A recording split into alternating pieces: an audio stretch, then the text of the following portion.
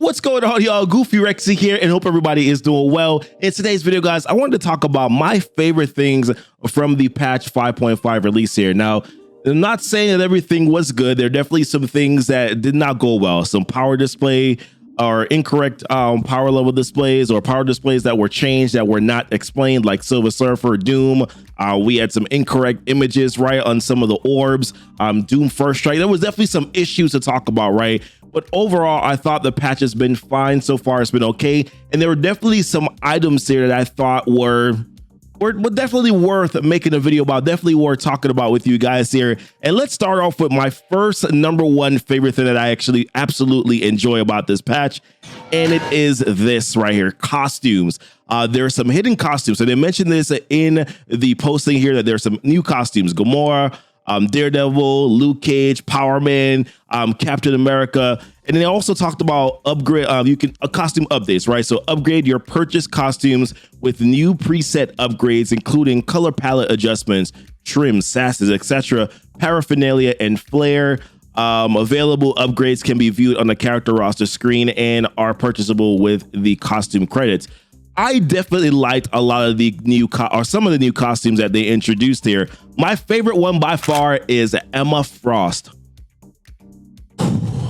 I'm just trying to calm myself down here. The first one is Emma Frost. I really like this one. So the first initial sighting of her, right? The first initial costume that she had in the game before this one here that we're going to talk about a little bit was good. It was okay, but there's a few things I didn't like. The lip gloss wasn't popping. The lip gloss wasn't as cool.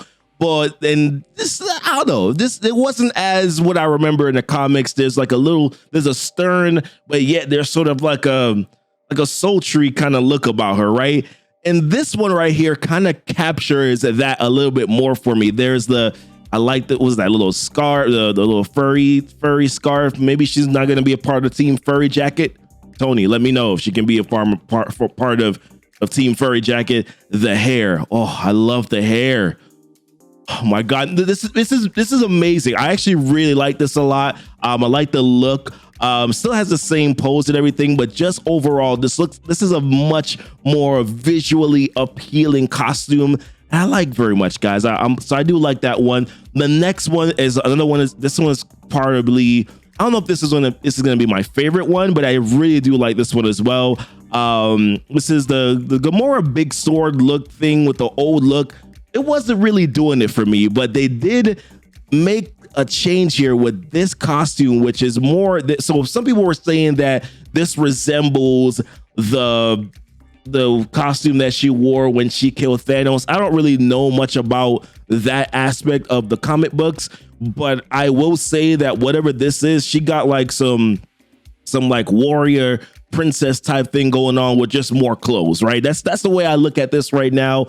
And while this is dope as heck, they talked about some of the modifications that you can make here. This is dope, but this right here, the hood, boy, stop doing it to me. Man, now this is really dope. All I could picture right now is her doing her kill animations, that wielding that big old sword on the ultimate right now, and just going, stop it. Nah, I'm really excited about this. I really like this costume. I think it's dope. Hopefully it's not too expensive, man. I hope they don't make the upgrades like just something cray that I can't even buy, right? So I hope that it's something reasonable. There's some other really good ones too that I think were okay, right? The Daredevil one is not bad. The Shadowland costume is also pretty dope. And I'm not a big fan of it, but I do think that it's definitely it looks visually good. I also did like what's the other one I'm talking about? The Luke Cage one.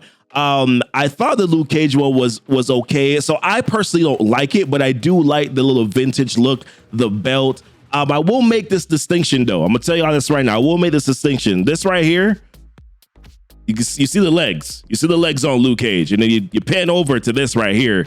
He ain't working his legs much. Vintage Luke Cage and the work on his legs much is what I can see currently right now. So somebody got to fix this right here. Or maybe they didn't have, you know what? They didn't have the leg machines back then. So therefore they didn't feel like working on his legs much. So therefore, this is what's going on right now in this area. This didn't work on its legs much, but either way, man, a lot of really cool, dope costumes. That's definitely one of my favorite things that I definitely like from this patch. There's a few other things to talk about. The ISO 8 campaign update. I think this is actually a really good step in the right direction. I talked about this when they first announced this in the blog post. Being able to target down more on the ISOs that you need. I think today I had to farm one piece of support ISOs and got lucky with, I think I was just in a very good farming luck, but was able to get, I think, about 16 pieces of one attribute on support ISO. So I can already see right, that this is gonna help out in the right direction, being able to farm those 12s 20 times. I think that makes me feel better about spending my core refreshes on the ISO campaigns. I think that definitely goes a long way for players who are pushing for your ISO 4s, your ISO 5s. I definitely think that this is going to be something that's going to be helping out a lot of players here. The Saboteur, so this is the trait that you're gonna have to use. So Saboteur trait for the Sharon Carter event campaign for conspiracy theories. There's some good characters that are there. The visual update on the Armory 14 and the Armory 15 orbs. So I don't necessarily know if this really if I like it per se, but what it does help with is giving more of a differentiation. I don't know if it was just me, but I couldn't really tell the difference sometimes with the Armory 14 orbs and the Armory 15s. I couldn't really tell which one was which. So there's some distinction now between this orb, and also it looked previously like a previous orb that we've used before in the game. So I do like this little change here, this little change where, you know, I can now sort of make a distinction. Okay, that's the Armory 14 orb. That's the Armory 15 orb. Still kind of similar looking though, in a way, if you look at like the Orange Gear Raid orb, right? So it still kind of has like a little similar look to it, but still very different overall. Like the Armory, the Orange Elite orb too, the Orange Elite orb, and then the Orange Gear Raid orb. Still some similarities where that's concerned, but overall, it does give me an ability here that made some sort of a distinction between whether or not it's a 14 or a 15, because they looked very similar together. And I was just it was hard for me to figure it out.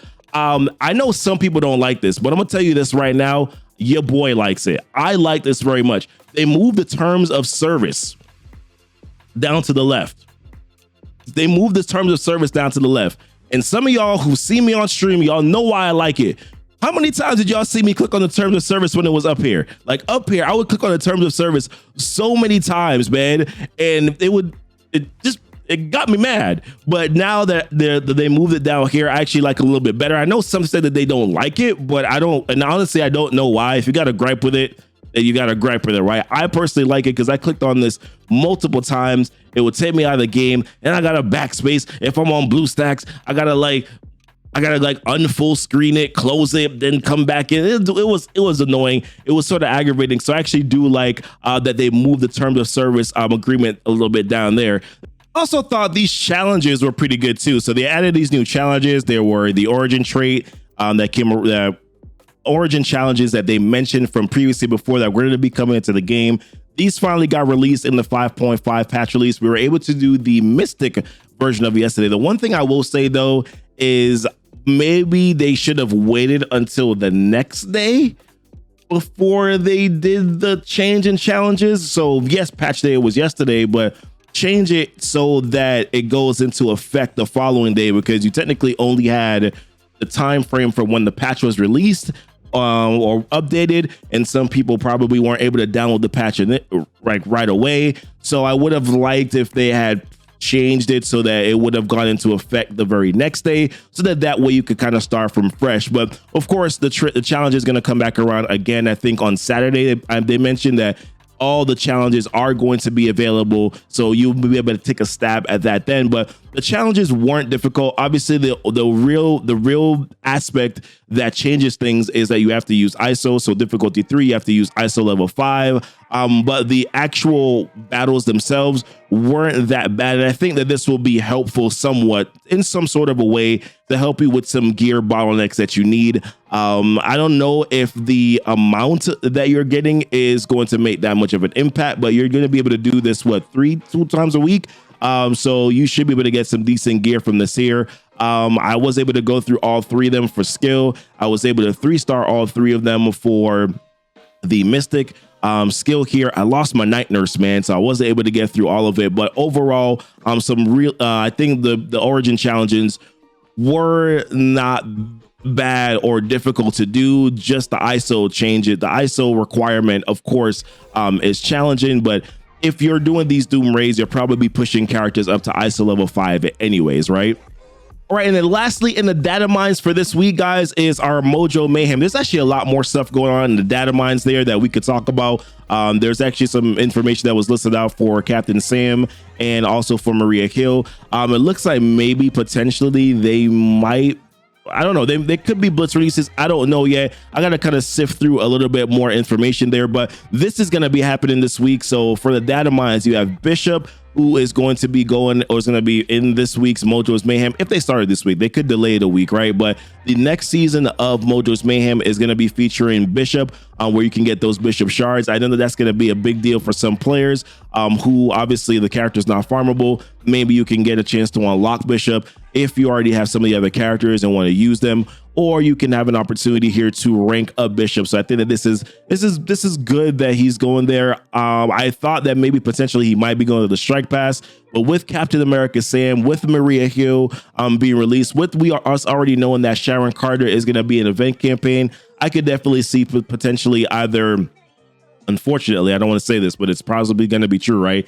You could probably get Maria Hill, not Maria Hill, but you could probably get Colleen Wing, or you could probably get Sam or Maria Hill in there. I probably would have preferred if Bishop had maybe gone to the Strike Pass. I think it's a little bit easier to obtain the RTA Pass is a little grindy to get through it, although they have changed some of the requirements or the abilities so that you can get through that quicker. But overall, I think Strike Pass is a better feeling. There's less to do that feels strenuous.